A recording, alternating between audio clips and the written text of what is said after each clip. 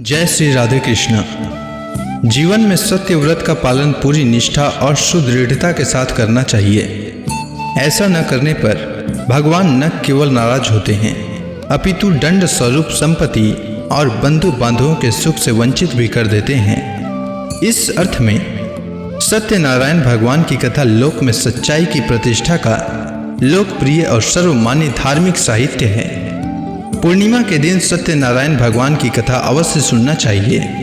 इससे भगवान सत्यनारायण की कृपा सदैव बनी रहती है, साथ ही हर कार्य सफल होता है। पूर्णिमा के दिन संध्या के समय स्नान आदि कर्मों से निवृत्त होकर पूजा स्थल में आसन पर बैठकर श्रद्धापूर्वक श्री गणेश, वरुण, गौरी, विष्णु आदि सभी देवताओं का स्मरण कर पूजन करें तथा संकल्प लें कि मैं सदा सत्यनारायण भगवान की पूजा तथा कथा श्रवण करूंगा।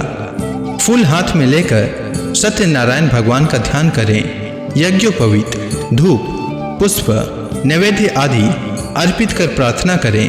हे भगवान, मैंने श्रद्धापूर्वक फल जल आदि समस्त सामग्री आपको अर्पण की है, आप इसे स्वीकार करें। मेरा आपको बार बार प्रणाम है। इसके पश्चात सत्यनारायण भगवान की कथा सुने। आइए सुनते हैं श्री सत्यनारायण भगवान की कथा। श्री सत्यनारायण व्रत कथा प्रथम अध्याय। महामुनि ऋषि व्यास जी ने कहा, बहुत समय पहले नैमिषारण्य तीर्थ में सौनकादि 88,000 ऋषियों ने पुराण वेता श्री सूत जी से पूछा, हे सूत जी, इस कलयुग में वेद विद्या रहित मनुष्यों को ईश्वर भक्ति किस प्रकार मिलेगी तथा उनका उद्धार कैसे होगा। हे मुनि श्रेष्ठ, कोई ऐसा व्रत अथवा तप बताइए जिसके करने से थोड़े ही समय में पुण्य प्राप्त हो तथा मनोवांछित फल भी मिले। ऐसी कथा सुनने की हमारी बहुत इच्छा है। इस प्रश्न पर शास्त्रों के ज्ञाता श्री सूत जी ने कहा, हे वैष्णव में पूज्य, आप सभी ने प्राणियों के हित एवं कल्याण की बात पूछी है। अब मैं उस श्रेष्ठ व्रत को आप लोगों से कहूँगा जिसे श्रेष्ठ मुनि नारद जी ने श्री लक्ष्मी नारायण भगवान से पूछा था और श्री लक्ष्मी नारायण भगवान ने मुनि श्रेष्ठ नारद जी को बताया था। आप सभी श्रेष्ठ गण इस कथा को ध्यान पूर्वक सुने। मुनि श्रेष्ठ नारद दूसरों के कल्याण हेतु सभी लोकों में घूमते हुए एक समय मृत्यु लोक में आ पहुंचे। यहाँ बहुत सी योनियों में जन्मे प्रायः सभी मनुष्यों को अपने कर्मानुसार अनेक कष्टों में पीड़ित देखकर उनको विचार आया कि किस यत्न के करने से निश्चय ही प्राणियों के कष्टों का निवारण हो सकेगा। मन में ऐसा विचार कर श्री नारद जी विष्णु लोक को गए। वहां श्वेत वर्ण और 4 भुजाओं वाले देवों के इस नारायण को, जिनके हाथों में शंख, चक्र, गदा और पद्म थे तथा वरमाला पहने हुए थे, उनको देखकर उनकी स्तुति करने लगे। नारद जी ने कहा, हे भगवान, आप अत्यंत शक्तिवान हैं। मन तथा वाणी भी आपको नहीं पा सकती। आपका आदि मध्य अंत नहीं है। आप निर्गुण स्वरूप सृष्टि के कारण भक्तों के कष्टों को नष्ट करने वाले हो। आपको मेरा सत सत नमन है। नारद जी की इस प्रकार प्रार्थना सुनकर विष्णु भगवान बोले, हे योगी राज, आपके मन में क्या है? आपका किस कार्य हेतु यहाँ आगमन हुआ है? निसंकोच कहें। तब मुनि श्रेष्ठ नारद जी ने कहा, मृत्यु लोक में सब मनुष्य जो अनेक योनियों में पैदा हुए हैं, अपने अपने कर्मों द्वारा अनेक प्रकार के कष्टों के कारण दुखी हैं। हे स्वामी, यदि आप मुझ पर दया रखते हैं तो बताइए कि उन मनुष्यों के सब कष्ट थोड़े से ही प्रयत्न से किस प्रकार दूर हो सकते हैं। श्री विष्णु भगवान ने कहा, हे नारद, मनुष्यों की भलाई के लिए तुमने बहुत अच्छा प्रश्न किया है। जिस व्रत के करने से मनुष्य मोह से छूट जाता है, वह व्रत मैं तुमसे कहता हूँ। सुनो। अति पुण्य प्रदान करने वाला, स्वर्ग तथा मृत्यु लोक दोनों में दुर्लभ एक अति उत्तम व्रत है जो आज मैं तुमसे कहता हूँ। श्री सत्यनारायण भगवान का यह व्रत विधि विधान पूर्वक संपन्न करने पर मनुष्य इस धरती पर सभी प्रकार के सुख भोग कर मरणोपरांत मोक्ष को प्राप्त होता है। श्री विष्णु भगवान के ऐसे वचन सुनकर नारद मुनि बोले, हे भगवान, उस व्रत का क्या विधान है? फल क्या है? इससे पूर्व किसने यह व्रत किया है और किस दिन यह व्रत करना चाहिए? कृपया मुझे विस्तार से समझाइए। श्री विष्णु भगवान ने कहा, हे नारद, दुख, सुख एवं सभी प्रकार की व्याधियों को दूर करने वाला यह व्रत सब स्थानों पर विजय दिलाने वाला है। श्रद्धा और भक्ति के साथ किसी भी दिन मनुष्य संध्या के समय श्री सत्यनारायण भगवान की ब्राह्मणों और बंधुओं के साथ पूजा करे। भक्ति भाव से नैवेद्य केले का फल, घी, शहद, गुड़, दूध और गेहूं का चूर्ण लेवे। इन सभी को भक्ति भाव से भगवान श्री सत्यनारायण को अर्पण करें। बंधु बांधवों सहित ब्राह्मणों को भोजन कराएं। इसके पश्चात ही स्वयं भोजन करें। रात्रि में श्री सत्यनारायण भगवान के गीत आदि का आयोजन कर श्री सत्यनारायण भगवान का स्मरण करते हुए समय व्यतीत करें। इस तरह जो मनुष्य व्रत करेंगे उनकी मनोकामनाएं अवश्य ही पूर्ण होगी। विशेष रूप से कलयुग में मृत्यु लोक में यही एक ऐसा उपाय है जिससे अल्प समय और कम धन में महान पुण्य की प्राप्ति हो सकती है। इति श्री सत्यनारायण व्रत कथा प्रथम अध्याय संपूर्ण। श्री सत्यनारायण व्रत कथा द्वितीय अध्याय। महान संत सूत जी ने कहा, हे ऋषियों, जिन्होंने प्राचीन काल में इस व्रत को किया है उनका इतिहास मैं आप सबसे कहता हूँ, ध्यान पूर्वक सुने। अति सुंदर काशीपुर नगरी में एक अति निर्धन ब्राह्मण वास करता था। वह भूख और प्यास से बेचैन होकर हर समय दुखी रहता था। ब्राह्मणों से प्रेम करने वाले श्री विष्णु भगवान ने उसको दुखी देखकर एक दिन बुढ़े ब्राह्मण का वेश धारण कर निर्धन ब्राह्मण के पास जाकर बड़े आदर से पूछा, हे ब्राह्मण, तुम हर समय ही दुखी होकर पृथ्वी पर क्यों घूमते हो? हे श्रेष्ठ ब्राह्मण, अपनी व्यथा मुझसे कहो, मैं सुनना चाहता हूँ। कष्टों से घिरे उस ब्राह्मण ने कहा, मैं निर्धन ब्राह्मण हूँ, भिक्षा के लिए पृथ्वी पर मारा मारा फिरता हूँ। हे भगवान, यदि आप इससे मुक्ति पाने का कोई उपाय जानते हो तो कृपया करके मुझे बताएं। वृद्ध ब्राह्मण का रूप धारण किए हुए श्री विष्णु भगवान बोले, हे ब्राह्मण, श्री सत्यनारायण भगवान मनोवांछित फल देने वाले हैं, इसीलिए तुम उनका विधि पूर्वक पूजन करो, जिसके करने से मनुष्य सब दुखों से मुक्त हो जाता है। दरिद्र ब्राह्मण को व्रत का संपूर्ण विधान बतलाकर बुढ़े ब्राह्मण का रूप धरे हुए श्री सत्यनारायण भगवान अंतर्ध्यान हो गए। वृद्ध ब्राह्मण ने जिस व्रत को बतलाया है मैं उसको अवश्य विधि विधान सहित करूंगा, ऐसा निश्चय कर वह दरिद्र ब्राह्मण घर को चला गया। परंतु उस रात ब्राह्मण को नींद नहीं आई। अगले दिन वह जल्दी उठा और श्री सत्यनारायण भगवान का व्रत करने का निश्चय कर भिक्षा मांगने के लिए चल दिया। उस दिन उसको भिक्षा में अधिक धन मिला, जिससे उसने पूजा का सब सामान खरीदा और घर आकर अपने बंधु बांधवों के साथ विधि पूर्वक श्री सत्यनारायण भगवान का व्रत किया। इसके करने से वह गरीब ब्राह्मण सब कष्टों से छुटकर अति धनवान हो गया। उस समय से वह ब्राह्मण हर मास व्रत करने लगा। सत्यनारायण भगवान के व्रत को जो शास्त्र विधि के अनुसार श्रद्धा पूर्वक करेगा वह सब कष्टों से मुक्त होकर मोक्ष को प्राप्त करेगा। जो भी मनुष्य श्री सत्यनारायण भगवान का व्रत करेगा वह सब कष्टों से छूट जाएगा। इस तरह नारद जी से सत्यनारायण भगवान का कहा हुआ यह व्रत मैंने तुमसे कहा।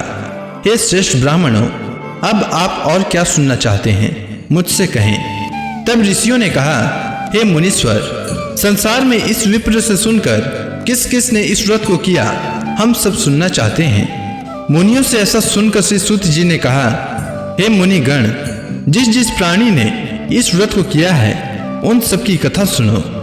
एक समय वह धनी ब्राह्मण बंधु बांधवों के साथ शास्त्र विधि के अनुसार अपने घर पर श्री सत्यनारायण भगवान का व्रत कर रहा था। उसी समय एक लकड़ी बेचने वाला बुढ़ा व्यक्ति वहां आया। उसने सिर पर रखा लकड़ियों का गट्ठर बाहर रख दिया और ब्राह्मण के मकान में चला गया। प्यास से बेचैन लकड़हारे ने विप्र को व्रत करते देखा। वह प्यास को भूल गया। उसने विप्र का अभिनंदन किया और पूछा, हे ब्राह्मण, आप यह किसका पूजन कर रहे हैं? इस व्रत को करने से क्या फल मिलता है, कृपया कर मुझे बताएं। तब ब्राह्मण ने कहा, सब इच्छाओं को पूर्ण करने वाला यह श्री सत्यनारायण भगवान का व्रत है। इसी की ही कृपा से मेरे यहाँ धन एवं ऐश्वर्य का आगमन हुआ है।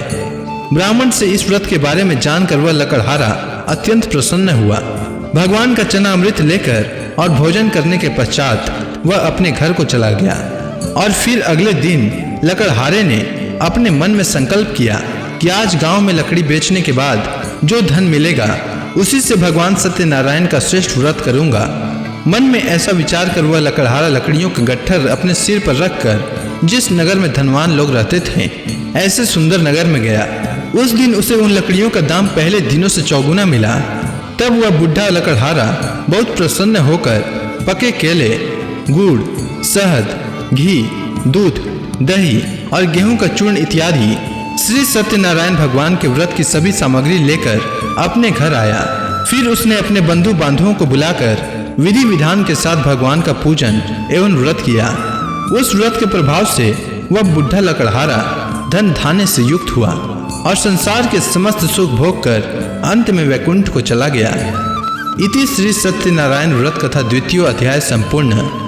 श्री सत्यनारायण व्रत कथा तृतीय अध्याय। श्री सूत जी बोले, हे श्रेष्ठ मुनियों, अब मैं आगे की एक कथा कहता हूँ। प्राचीन काल में उल्का मुख नाम का एक महान ज्ञानी राजा था। वह जितेंद्रिय और सत्य वक्ता था। प्रतिदिन मंदिरों में जाता तथा गरीबों को धन देकर उनके दुख दूर करता था। उसकी पत्नी कमल के समान सुंदर मुख वाली और सती साध्वी थी। एक दिन भद्रशिला नदी के तट पर वे दोनों विधि विधान सहित श्री सत्यनारायण भगवान का व्रत कर रहे थे। उस समय वहां साधु नामक एक वैश्य आया। उसके पास व्यापार के लिए बहुत सा धन था। वह वैश्य नाव को नदी किनारे पर ठहरा कर राजा के पास आया। राजा को व्रत करते देखकर उसने विनम्रता पूर्वक पूछा, हे राजन, यह आप क्या कर रहे हैं? मेरी सुनने की इच्छा है, कृपया आप यह मुझे भी समझाइए। महाराज उल्का मुख ने कहा, हे साधु वैश्य, मैं अपने बंधु बांधवों के साथ पुत्र की प्राप्ति के लिए श्री सत्यनारायण भगवान का व्रत व पूजन कर रहा हूँ। राजा के वचन सुनकर साधु नामक वैश्य ने आदर से कहा, हे राजन, मुझे भी इसका संपूर्ण विधि विधान बताएं। मेरे भी कोई संतान नहीं है। मैं भी आपके कहे अनुसार इस व्रत को करूंगा। मुझे विश्वास है इस उत्तम व्रत को करने से अवश्य ही मुझे संतान की प्राप्ति होगी। राजा से व्रत के सब विधान सुन व्यापार से निवृत्त हो वह वैश्य सुखपूर्वक अपने घर आया। उसने अपनी पत्नी को संतान देने वाले इस व्रत के विषय में सुनाया और प्रण किया कि जब मेरे संतान होगी तब मैं इस व्रत को करूंगा। वैश्य ने यह वचन अपनी पत्नी लीलावती से भी कहे। एक दिन उसकी पत्नी लीलावती श्री सत्यनारायण भगवान की कृपा से गर्भवती हो गई। 10वें महीने में उसने एक अति सुंदर कन्या को जन्म दिया। दिनों दिन वह कन्या इस तरह बढ़ने लगी जैसे शुक्ल पक्ष का चंद्रमा बढ़ता है। कन्या का नाम उन्होंने कलावती रखा। तब लीलावती ने मीठे शब्दों में अपने पति को याद दिलाया कि आपने जो भगवान का व्रत करने का संकल्प किया था, अब आप उसे पूरा कीजिए। साधु वैश्य ने कहा, हे प्रिय, मैं कलावती के विवाह पर इस व्रत को करूंगा। इस प्रकार अपनी पत्नी को आश्वासन देकर वह व्यापार करने विदेश चला गया। कलावती पितृगृह में वृद्धि को प्राप्त हो गई। लौटने पर साधु ने जब नगर में सखियों के साथ अपनी व्यसक होती पुत्री को खेलते देखा तो उसे उसके विवाह की चिंता हुई। तब उसने एक दूत को बुलाकर कहा कि उसकी पुत्री के लिए कोई सुयोग्य वर देख कर लाए। दूत साधु नामक वैश्य की आज्ञा पाकर कंचन नगर पहुंचा और वैश्य की कन्या के लिए एक सुयोग्य वणिक पुत्र ले आया। उस सुयोग्य लड़के के साथ साधु नामक वैश्य ने अपने बंधु बांधवों सहित प्रसन्न चित्त होकर अपनी पुत्री का विवाह कर दिया। दुर्भाग्य से वह विवाह के समय भी सत्यनारायण भगवान का व्रत करना भूल गया। इस पर श्री सत्यनारायण भगवान अत्यंत क्रोधित हो गए। उन्होंने वैश्य को श्राप दिया कि तुम्हें दारुण दुख प्राप्त होगा। और फिर अपने कार्य में कुशल वह वैश्य अपने दामाद सहित नावों का बेड़ा लेकर व्यापार करने के लिए सागर के समीप स्थित रत्नसारपुर नगर में गया। रत्नसारपुर पर चंद्रकेतु नामक राजा राज करता था। दोनों ससुर जमाई चंद्रकेतु राजा के उस नगर में व्यापार करने लगे। एक दिन भगवान सत्यनारायण की माया से प्रेरित एक चोर राजा चंद्रकेतु का धन चुराकर भाग गया था। राजा के दूतों को उसके पीछे तेजी से आते देखकर चोर ने घबराकर राजा के धन को वैश्य की नाव में छुपाकर रख दिया, जहां वे ससुर जमाई ठहरे हुए थे, और भाग गया। जब दूतों ने उस वैश्य के पास राजा के धन को रखा देखा तो उन्होंने उस ससुर दामाद को ही चोर समझा। वे उन ससुर दामाद दोनों को बांध कर ले गए और राजा के समीप जाकर बोले, आपका धन चुराने वाले ये दो चोर हम पकड़ कर ले आए हैं, देखकर आज्ञा दें। तब राजा ने बिना उस वैश्य की बात सुने उसे कारागार में डाल देने का आज्ञा दे दी। इस प्रकार राजा की आज्ञा से उनको कारावास में डाल दिया गया तथा उनका सारा धन भी छीन लिया गया। सत्यनारायण भगवान के श्राप के कारण उस वैश्य की पत्नी लीलावती व पुत्री कलावती भी घर पर बहुत दुखी हुई। उनका सारा धन चोर चुरा कर ले गया। मानसिक व शारीरिक पीड़ा तथा भूख प्यास से अति दुखी हो भोजन की आस में कलावती एक ब्राह्मण के घर गई। उसने ब्राह्मण को श्री सत्यनारायण भगवान का व्रत विधि पूर्वक करते देखा। उसने कथा सुनी तथा श्रद्धा पूर्वक प्रसाद ग्रहण कर रात को घर आई। माता ने कलावती से पूछा, हे पुत्री, तू अब तक कहाँ रही? मैं तेरे लिए बहुत चिंतित थी। माता के शब्द सुन कलावती बोली, हे माता, मैंने एक ब्राह्मण के घर श्री सत्यनारायण भगवान का व्रत होते देखा है और मेरी भी उस उत्तम व्रत को करने की इच्छा है। माता ने कन्या के वचन सुनकर सत्यनारायण भगवान के पूजन की तैयारी की। उसने बंधुओं सहित श्री सत्यनारायण भगवान का पूजन व व्रत किया और वह मांगी कि मेरे पति और दामाद शीघ्र ही घर लौट आएं। साथ ही विनती की कि हे प्रभु, अगर हमसे कोई भूल हुई हो तो हमें क्षमा करें। श्री सत्यनारायण भगवान इस व्रत से प्रसन्न हो गए। उन्होंने राजा चंद्रकेतु को स्वप्न में दर्शन देकर कहा, हे राजन, जिन दोनों वैश्यों को तुमने बंदी बना रखा है वे निर्दोष हैं। उन्हें प्रातः ही छोड़ दो। उनका सब धन जो तुमने अधिग्रहित किया है लौटा दो, अन्यथा मैं तुम्हारे राज्य, धन, पुत्र आदि सब नष्ट कर दूंगा। राजा से ऐसे वचन कहकर भगवान अंतर ध्यान हो गए और फिर प्रातः काल राजा चंद्रकेतु ने दरबार में सबको अपना स्वप्न सुनाया और सैनिकों को आज्ञा दी कि दोनों वैश्यों को कैद से मुक्त कर दरबार में ले आएं। दोनों ने आते ही राजा को प्रणाम किया। राजा ने कोमल वचनों में कहा, हे महानुभावों, तुम्हें अज्ञानतावश ऐसा कठिन दुख प्राप्त हुआ है। अब तुम्हें कोई भय नहीं है, तुम मुक्त हो। इसके बाद राजा ने उनको नए नए वस्त्राभूषण पहनवाए तथा उनका जितना धन लिया था उससे दोगुना लौटाकर आदर से विदा किया। दोनों वैश्य अपने घर को चल दिए। इति श्री सत्यनारायण व्रत कथा तृतीय अध्याय संपूर्ण। श्री सत्यनारायण व्रत कथा चतुर्थ अध्याय। सूत जी ने आगे कहा, वैश्य ने यात्रा आरंभ की और अपने नगर को चला।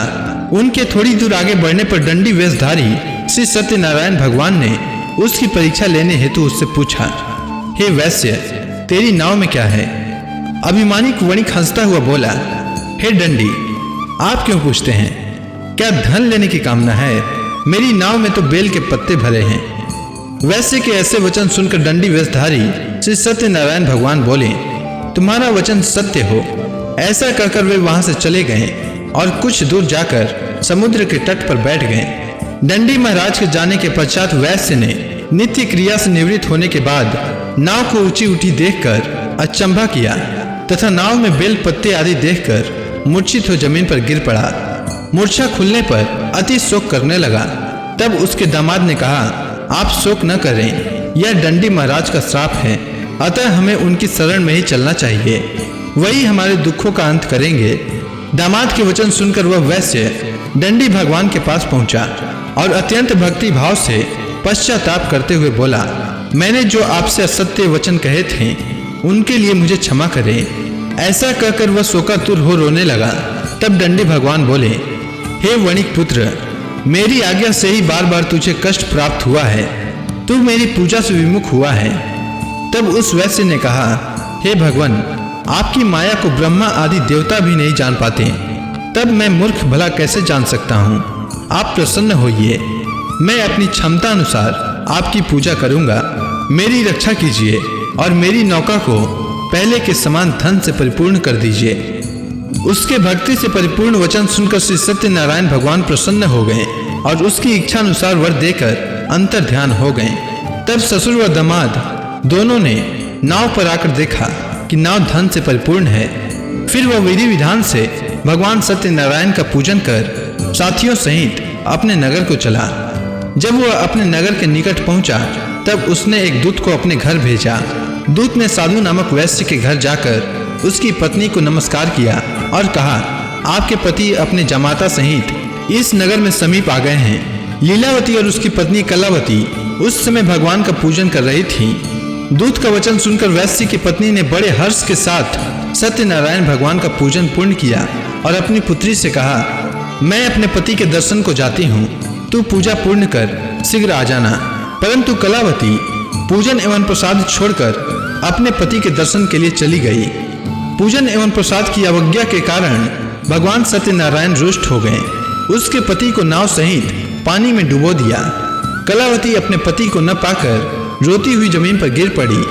नौका को डूबा हुआ तथा कन्या को रोती हुई देख साधु नामक वैश्य द्रवित हो बोला, हे प्रभु, मुझसे या मेरे परिवार से अज्ञानतावश जो अपराध हुआ है उसे क्षमा करें। उसके ऐसे वचन सुनकर सत्यदेव भगवान प्रसन्न हो गए और आकाशवाणी हुई, हे वैश्य, तेरी पुत्री मेरे प्रसाद छोड़कर आई है, इसीलिए इसका पति अदृश्य हुआ है। यदि वह घर जाकर प्रसाद ग्रहण कर लौटे तो इसे इसका पति अवश्य मिलेगा। आकाशवाणी सुनकर कलावती ने घर पहुंचकर प्रसाद ग्रहण किया और फिर आकर अपने पति को पूर्व रूप में पाकर वह अति प्रसन्न हुई तथा उसने अपने पति के दर्शन किए। तत्पश्चात साधु वैश्य ने वहीं बंधु बांधवों सहित सत्यदेव का विधि पूर्वक पूजन किया। वह इस लोक के सभी प्रकार के सुख भोग कर अंत में मोक्ष को प्राप्त हुआ। इति श्री सत्यनारायण व्रत कथा चतुर्थ अध्याय संपूर्ण। श्री सत्यनारायण व्रत कथा पंचम अध्याय। श्री सुत जी बोले, हे ऋषिगण, मैं एक और कथा कहता हूँ, आप सभी ध्यान से सुनो। सदा प्रजा के लिए चिंतित तुंगध्वज नाम का एक राजा था। उसने भगवान सत्यनारायण का प्रसाद त्याग कर बहुत कष्ट पाया। एक समय राजा वन में वन्य पशुओं को मारकर बड़ के वृक्ष के नीचे आया। वहां उसने ग्वालों को भक्ति भाव से बंधु बांधवों सहित श्री सत्यनारायण भगवान का पूजन करते देखा। परंतु राजा देखकर भी अभिमान के कारण न तो वहां गया और न ही सत्यदेव भगवान को नमस्कार ही किया। जब ग्वालों ने भगवान का प्रसाद उसके सामने रखा तो वह प्रसाद छोड़कर अपने नगर को चला गया। नगर में पहुंचकर उसने देखा कि उसका सारा राज्य नष्ट हो गया है। वह समझ गया कि यह सब भगवान सत्यदेव ने रुष्ट होकर किया है। तब वह वन में वापस गया और ग्वालों के समीप जाकर विधि पूर्वक पूजन कर प्रसाद ग्रहण किया तो सत्यनारायण भगवान की कृपा से सब कुछ पहले जैसा हो गया और लंबे समय तक सुख भोग कर मरणोपरांत वह मोक्ष को प्राप्त हुआ। जो मनुष्य इस श्रेष्ठ दुर्लभ व्रत को करेगा, श्री सत्यनारायण भगवान की कृपा से उसे धन धान्य की कोई कमी नहीं होगी। निर्धन धनी और बंदी बंधनों से मुक्त होकर निर्भय हो जाता है। संतानहीन को संतान प्राप्त होती है तथा सब इच्छाएं पूर्ण कर अंत में वह वैकुंठ धाम को प्राप्त होता है। अब उनके बारे में भी जानिए जिन्होंने पहले इस व्रत को किया। अब उनके दूसरे जन्म की कथा भी सुनिए। सतानंद नामक वृद्ध ब्राह्मण ने सुदामा के रूप में जन्म लेकर श्री कृष्ण की भक्ति एवं सेवा कर वैकुंठ प्राप्त किया। उल्का मुख नामक महाराज राजा दशरथ बने और श्री रंगनाथ का पूजन कर मोक्ष को प्राप्त हुए। साधु नाम के वैश्य ने धर्मात्मा व सत्य प्रतिज्ञ राजा मोरध्वज बनकर अपने पुत्र को आरे से चीरकर वैकुंठ धाम प्राप्त किया। महाराज तुंगध्वज स्वयंभू मनु बने। उन्होंने बहुत से लोगों को भगवान की भक्ति में लीन कराकर वैकुंठ धाम प्राप्त किया। लकड़हारा अपने अगले जन्म में गुह नामक निषाद राज बना, जिसने राम के चरणों की सेवा कर अपने सभी जन्मों को संवार लिया। इति श्री सत्यनारायण व्रत कथा पंचम अध्याय संपूर्ण। तो प्रेम से बोलिए श्री सत्यनारायण भगवान की जय। जय लक्ष्मी रमणा स्वामी, जय लक्ष्मी रमणा। सत्यनारायण स्वामी, सत्यनारायण स्वामी, जनपातक हरणा। जय लक्ष्मी रमणा। रत्न जड़ित सिंहासन अद्भुत छवि राजय। नारद करत निराजन घंटा ध्वनि बाजय। जय लक्ष्मी रमणा। प्रकट भय कलिकारन द्विज को दरस दियो। प्रभु द्विज को दरस दियो। बूढ़ो ब्राह्मण बनकर, बूढ़ो ब्राह्मण बनकर कंचन महल कियो। ओम जय लक्ष्मी रमणा। दुर्बल भील कठारो जिन पर कृपा करी। प्रभु जिन पर कृपा करी। चंद्रचूड़ एक राजा, चंद्रचूड़ एक राजा, जिनकी विपत हरी, जय लक्ष्मी रमणा।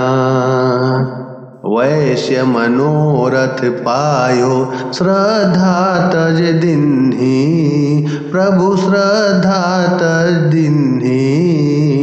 सो फल भाग्यो प्रभु जी, सो फल भाग्यो प्रभु जी, फिर स्तुति किन्हि, जय लक्ष्मी रमणा। भाव भक्ति के कारण छिन छिन रूप धरयो, प्रभु छिन छिन रूप धरयो। श्रद्धा धारण किन्नी, तिनको काज सरयो, जय लक्ष्मी रमणा। ग्वाल बाल संग राजा, वन में भक्ति करी, प्रभु वन में भक्ति करी। मन वांछित फल दीना, मन वांछित फल दीना, दीन दयालु हरि, जय लक्ष्मी रमणा। चढ़त प्रसाद सवायो, कदली फल मेवा, प्रभु कदली फल मेवा।